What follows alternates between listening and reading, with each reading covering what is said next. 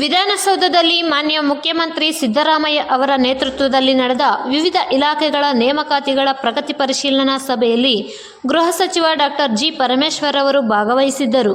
ಈ ಸಂದರ್ಭದಲ್ಲಿ ಸಚಿವರಾದ H K. Patil, Eshwar Khandre, doctor M C. Sudhakar, N S. Bosaraju, Priyanka Kharge, D. Sudhakar, ಸರ್ಕಾರದ ಮುಖ್ಯ ಕಾರ್ಯದರ್ಶಿ doctor Shalini Rajneesh, advocate general Shashikiran Shetty ಹಾಗೂ ಸರ್ಕಾರದ ಇತರ ಹಿರಿಯ ಅಧಿಕಾರಿಗಳು ಇದ್ದರು.